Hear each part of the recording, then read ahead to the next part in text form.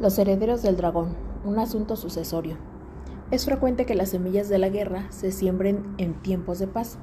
Así ha ocurrido en Poniente. La sangrienta lucha por el trono de hierro, conocida como la Danza de los Dragones, librada entre el 129 y el 131 después de la conquista, tuvo su origen medio siglo antes durante el más largo y eminentemente pacífico reinado de que jamás haya gozado descendiente alguno del conquistador, el de Jaehaerys Targaryen, el primero de su nombre, llamado el Conciliador. El viejo rey y la bondadosa reina Alicent habían regido juntos hasta la muerte de la soberana, en el año 100 después de la conquista, salvo por dos periodos de distanciamiento conocidos como la primera y la segunda riña, y tuvieron 13 vástagos. 4 de ellos, 2 hijas y 2 hijos, alcanzaron la madurez, contrajeron matrimonio y tuvieron descendencia. Jamás habían sido bendecidos o maldecidos, a decir de algunos, los 7 reinos con tantos príncipes Targaryen. El matrimonio del viejo rey y su bien amada reina dio tantos frutos que ocasionó un mare magnum de reivindicaciones y aspirantes de tal calibre que muchos maestres afirman que la danza de los dragones o una lucha similar era inevitable. Nada de esto se vislumbraba siquiera en los primeros años del reinado de Jaehaerys, ya que tenía en los príncipes Aemon y Baelon, su heredero y su sustituto, y raramente había recibido el reino la bendición de 2 príncipes más capaces. En el 62 después de la conquista, a la edad de 7 años, ungieron formalmente a Aemon como príncipe de Rocadragón y heredero del trono de hierro, tras armarse caballero a los 17 y proclamarse vencedor de un torneo a los 20. Su padre lo nombró justicia mayor y consejero de los edictos a los 26 años, aunque jamás sirvió a su padre como mano del rey. Tan solo fue porque tal cargo lo ocupaba el Septon Bar, el más fiel amigo del viejo rey y compañero de mis tareas, según las palabras del monarca. No era menos apto el joven príncipe Baelon Targaryen. Se armó caballero a los 16 años y se casó a los 18. Aunque Aemon y él sostenían una sana rivalidad, nadie dudaba del amor que los unía. La sucesión parecía sólida como la piedra, pero la piedra empezó a resquebrajarse en el 92 después de la conquista, cuando Aemon, el príncipe de Rocadragón, murió en Thar por un flechazo de ballesta destinado al hombre que iba a su vera. El rey y la reina lloraron su pérdida y el reino con ellos, pero nadie se encontraba más dolido que el príncipe Baelon, que partió de inmediato hacia Thar y vengó a su hermano expulsando a la mar a los mirenses. Tras su regreso a desembarco del rey, una multitud enfervorecida aclamó a Baelon como un héroe, y su regio padre lo abrazó y lo nombró príncipe de Rocadragón y heredero del trono de hierro. Fue un decreto muy bien acogido. La plebe adoraba a Baelon, el valeroso, y los nobles del reino lo consideraban sucesor evidente de su hermano. Pero el príncipe Aemon tenía descendencia. Su hija Rhaenys, nacida en el 74 después de la conquista, había crecido hasta convertirse en una joven inteligente, hábil y bella. En el 90 después de la conquista, a la edad de 16 años, matrimonió con el almirante y consejero naval del monarca, Corlys de la casa Velaryon, señor de las mareas, apodado la serpiente marina por el más célebre de muchos navíos. Es más, la princesa Rhaenys ya estaba encinta a la muerte de su padre. Al entregar Rocadragón al príncipe Baelon, el rey Jaehaerys no solo se saltaba a Rhaenys en la línea de sucesión, sino también, quizá, a su hijo no nato. La decisión del rey se ajustaba a una práctica sólidamente establecida. Aegon el Conquistador había sido el primer señor de los 7 reinos y no su hermana Visenya, 2 años mayor. El propio Jaehaerys había sucedido a su usurpador tío Maegor en el trono de hierro, aunque de haber regido exclusivamente el orden de nacimiento, su hermana Rhaena habría sido la heredera. Jaehaerys no tomó tal decisión a la ligera. Es sabido que la sometió a su consejo privado. Sin duda alguna, consultó al Septon Bar, tal como hacía en todo asunto importante, y la opinión del gran maestre Elizar tenía un grandísimo peso. Todos estaban de acuerdo. Baelon, un experimentado caballero de 35 años, era más apto para gobernar que la princesa de 18 años a la sazón o que su hijo nonato, que podía ser varón o no, mientras que el príncipe Baelon ya había engendrado 2 hijos sanos, Viserys y Daemon. El amor del común por Baelon el Valeroso también no se consideró una buena razón. Algunos disentían, la propia Rhaenys fue la primera en objetar. ¿Arrebatarías a mi hijo el derecho por nacimiento de su padre?, dijo al soberano con una mano sobre el henchido vientre. Su marido, Corlys Velaryon, estaba tan airado que renunció a su almirantazgo y a su cargo en el consejo privado y regresó con su esposa a Marcaderiva. Lady Jocelyn de la casa Baratheon, la madre de Rhaenys, también se enfureció, así como su temible hermano Boremund, el señor de Bastión de Tormentas. La más destacada de los disidentes era la bondadosa reina Alicent, que había ayudado a su esposo a gobernar los 7 reinos durante muchos años, y ahora veía que se discriminaba a su nieta por su sexo. Un rey necesita una buena cabeza y un corazón sincero, dijo entonces al rey unas palabras que serían célebres.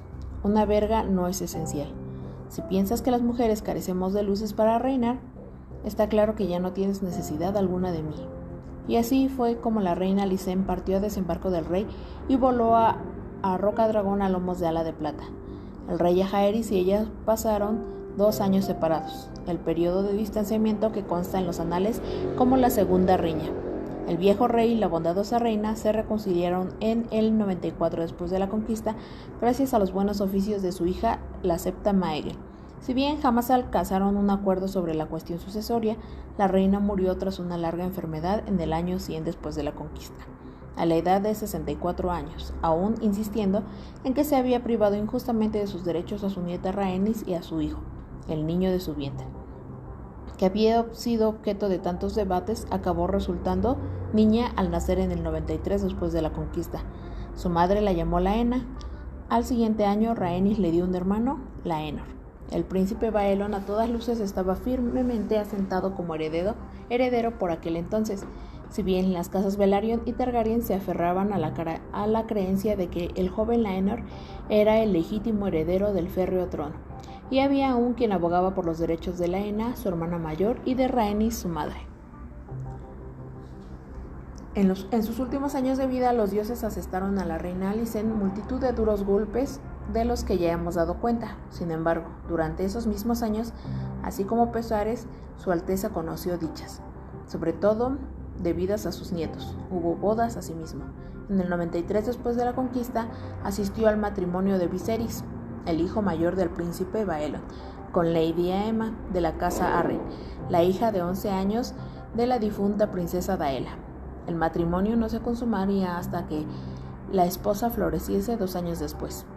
En el 97, la bondadosa reina vio a Daemon, el segundo hijo de Baelon, tomar por esposa a Lady Rhea de la casa Royce, heredera del ancestral castillo de piedra de las runas en el valle. Seguramente, el gran torneo celebrado en Desembarco del Rey en el año 98 después de la conquista, a fin de conmemorar el 50º año del reinado de Jaehaerys, alegró también el corazón de la reina, ya que casi todos sus hijos, nietos y bisnietos supervivientes regresaron para participar en los banquetes y festejos. No se veían tantos dragones juntos desde la maldición de Valyria, se dijo con acierto. De la justa final, en que los caballeros de la Guardia Real, Sir Raymond Redwine y Sir Clement Crabbe rompieron 30 lanzas antes de que el rey Jaehaerys los proclamara vencedores a ambos. Se declaró que había sido el mejor espectáculo jamás presenciado en Poniente. No obstante, una quincena después del final del torneo, el Septon Bar, el viejo amigo del soberano, murió apaciblemente mientras dormía tras servir con habilidad como mano del rey durante 41 años. Y Jaehaerys escogió al Lord Comandante de su Guardia Real para sustituirlo, pero Sir Radman Raywan no era como el Septon Bar, y sus indudables proezas con la lanza le resultaban poco útiles en el cargo. Ciertos problemas no se pueden resolver golpeándolos con un palo, fueron las célebres palabras del gran maestre Alar. Su Alteza no tuvo más remedio que defenestrar por Sir Raymond al cabo de tan solo un año. Recurrió a su hijo Baelon para reemplazarlo, y en el año 99 después de la conquista, el príncipe de Rocadragón se convirtió también en mano del rey. Ejerció sus deberes admirablemente, si bien menos intelectual que el Septon Bar, demostró saber juzgar a los hombres y se rodeó de leales subordinados y consejeros. El reino estaría bien gobernado cuando Baelon Targaryen se sentase en el trono de hierro. En eso coincidían tanto señores como plebeyos. No sería así. En el 101 después de la conquista, el príncipe Baelon refirió una punzada en el costado mientras cazaba en el bosque real. El dolor se agudizó cuando regresó a la urbe, se le inflamó y endureció el vientre, y el dolor se tornó tan fuerte que lo dejó encamado. Runciter, el nuevo gran maestre recién llegado de la ciudadela tras sufrir una embolia, logró rebajar algo de la fiebre del príncipe y lo alivió, en parte gracias a la leche de amapola, pero su estado continuaba agravándose. Al quinto día de contraer el mal, el príncipe Baelon murió en su cámara de la Torre de la Mano, con su padre sentado a su lado. Tras abrir el cadáver, el gran maestre Runciter consideró que la causa de la muerte era una ruptura visceral. Todos los 7 reinos lloraron al valeroso Baelon, y nadie más que el rey Jaehaerys. Esta vez, al prender la pira funeraria de su hijo, ni siquiera contó con el consuelo de su amada esposa a su lado. El viejo rey nunca había estado tan solo, y ahora, de nuevo, afrontaba una decisión irritante, ya que, una vez más, la sucesión se ponía en duda. Fallecidos ambos herederos evidentes, ya no había un sucesor claro al trono de hierro, pero eso no significaba que careciese de aspirantes. Baelon había engendrado 3 hijos con su hermana Alysa, 2 de los cuales, Viserys y Daemon, aún vivían. De haber asumido Baelon el trono de hierro, Viserys lo habría sucedido sin duda alguna, pero la trágica muerte del príncipe heredero a la edad de 44 años enfangó la sucesión. Las reivindicaciones de la princesa Rhaenys y de su hija Laena Velaryon volvieron a cobrar pujanza, y aunque fueron a resultar arrumbadas a causa de su sexo, Laenor, el hijo de Rhaenys, no se enfrentaba a tal impedimento. Laenor Velaryon era varón y podía arguir ser descendiente del hijo mayor de Jaehaerys, mientras que los hijos de Baelon descendían del menor. Por añadidura, el rey Jaehaerys aún contaba con un hijo superviviente, Baegon, archimaestre de la ciudadela, titular del anillo, la vara y la máscara de oro amarillo. La propia existencia de Baegon, conocido por la historiografía como el Desdragonado, prácticamente había caído en el olvido en la mayor parte de los 7 reinos. Aunque tan solo tenía 40 años, Baegon era pálido y frágil, un hombre libresco consagrado a la alquimia, la astronomía, la matemática y otras artes cercanas. Ni siquiera de niño había caído bien, y pocos lo consideraban una opción viable para ocupar el trono de hierro. Aún así, fue su último hijo, el archimaestre Baegon, a quien recurrió entonces el viejo rey, de modo que lo convocó en desembarco del rey. Lo que sucediera entre ellos aún es objeto de disputa. Hay quien dice que el rey ofreció el trono a Baegon y éste lo rechazó. Otros afirman que tan solo le pidió su parecer. Habían llegado a la corte informes de que Corlys Velaryon acumulaba hombres y barcos en mar deriva a fin de defender los derechos de su hijo Laenor, mientras que Daemon Targaryen, un joven temperamental matachín de 20 años, había reclutado una cuadrilla de mercenarios para apoyar a su hermano Viserys. Era probable una lucha violenta por la sucesión, nombrase a quien nombrase el viejo rey. No cabe duda alguna de que por eso recibió con entusiasmo la solución aportada por el archimaestre Baegon. El rey Jaehaerys anunció su intención de convocar al Gran Consejo para abordar, debatir y por último decidir sobre la cuestión sucesoria. Todos los señores ya grandes ya menores de Poniente recibirían una invitación, así como los maestres de la ciudadela y las septas y septones, estos últimos para pronunciarse en nombre de la fe. Mejor sería que los aspirantes expusieran su parecer ante la asamblea señorial, decretó su Alteza. Aceptaría la decisión del consejo, escogiera a quien escogiera. Se decidió que lo mejor era celebrar el Gran Consejo en Harrenhal, el mayor alcázar del reino. Nadie sabe cuántos señores asistirían, ya que jamás se había convocado un consejo igual. Pero se juzgó prudente contar con un espacio para al menos 500 señores y sus séquitos. Acudió más de 1 millar, se tardó 1 año y medio en reunirlos, y hasta algunos llegaron cuando el consejo ya estaba disolviéndose. Ni siquiera Harrenhal podía acoger tal magnitud, ya que cada señor iba acompañado por una cohorte de caballeros, escuderos, criados, cocineros y servidores. Tywin Lannister, señor de Roca Casterly, llevó 300 hombres. Para no quedarse atrás, Lord Martos Tyrell de Alto Jardín acudió con 500. Llegaron nobles de todos los rincones, desde las marcas de Dorne hasta la sombra del muro, desde Tres Hermanas hasta las Islas del Hierro. El lucero de la tarde estuvo presente, así como el señor de la luz solitaria. De Invernalia partió Lord Eddard Stark, de Aguas Dulces, Lord Grover Tully, del Valle York Royce, regente y protector de la joven Jane Arryn, señora del Nido de Águilas. Aún los ordinenses estuvieron representados. El príncipe envió a Harrenhal a su hija con 20 caballeros como observadores. El Septón Supremo se desplazó desde Antigua a fin de bendecir la ceremonia. Mercaderes y comerciantes bajaron a Harrenhal por centenares. Caballeros andantes y jinetes libres arribaron buscando empleo para su espada.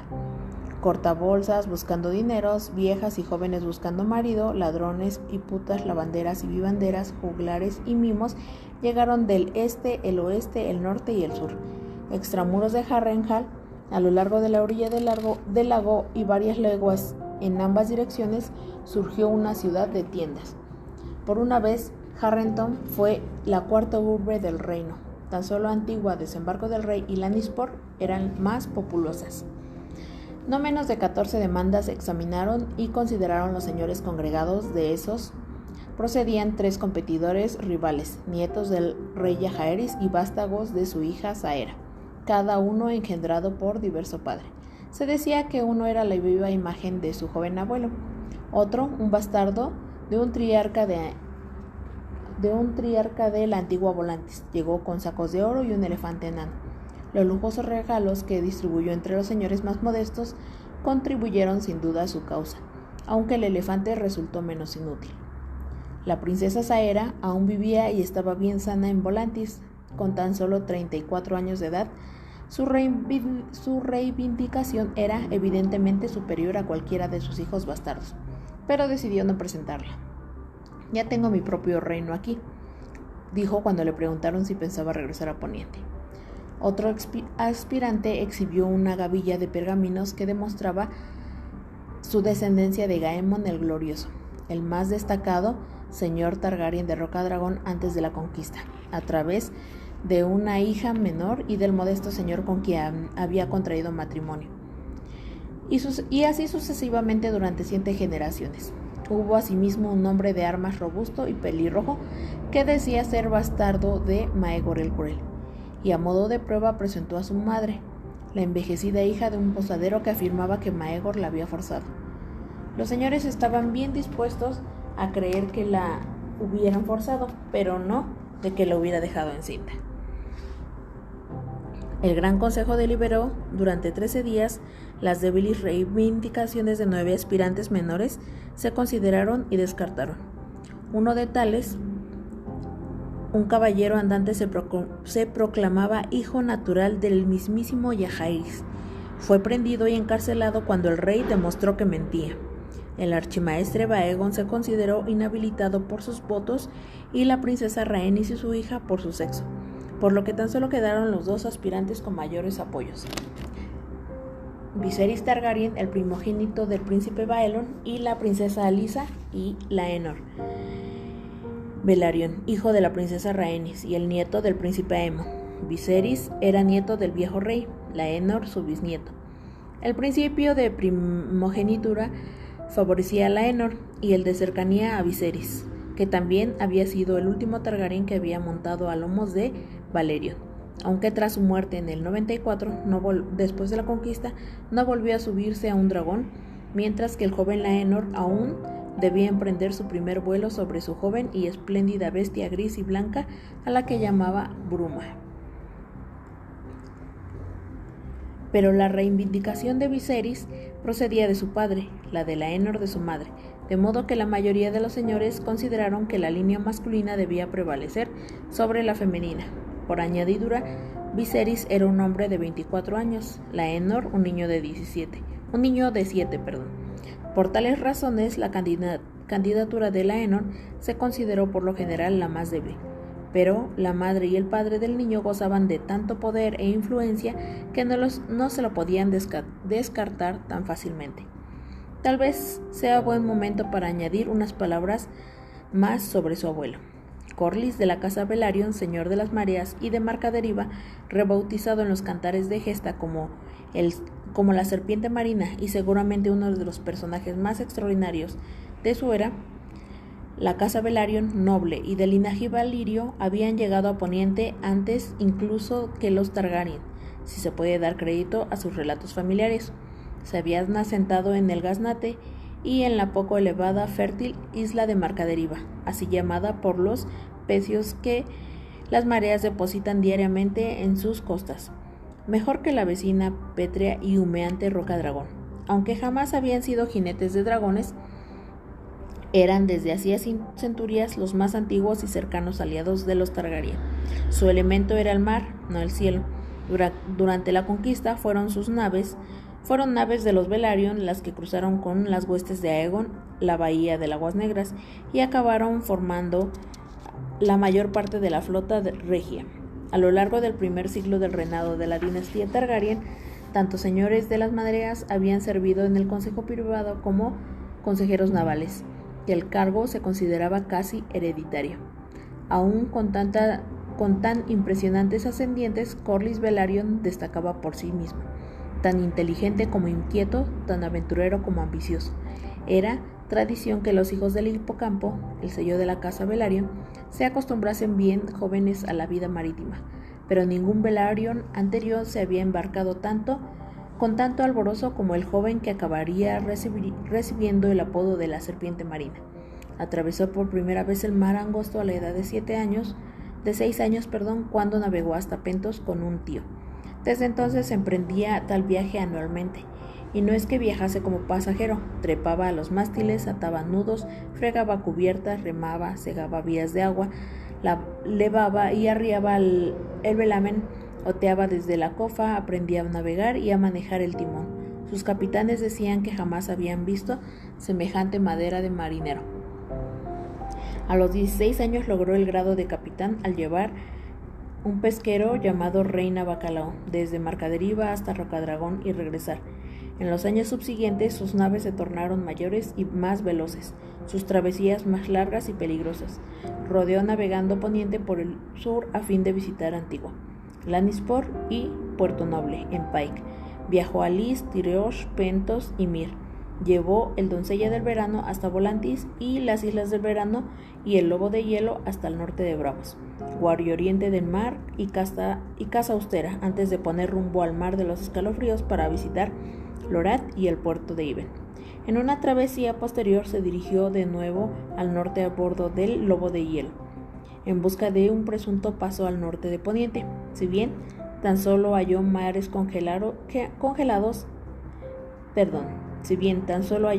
helados y iceberg del tamaño de montañas. Sus viajes más famosos fueron los que realizó a bordo de una nave proyectada y construida por él mismo, el Serpiente Marina. Los comerciantes de Antigua y El Rejo solían viajar hasta la lejana Car en busca de especias, sedas y otros tesoros, pero Corlys Velaryon y la Serpiente Marina fueron los primeros en ir más allá. Traspasaron las puertas de Jade hasta llegar a Yiti y a la isla de Len, y regresaron con tan abundante carga de seda y especias que doblaron de golpe la riqueza de la casa Velaryon.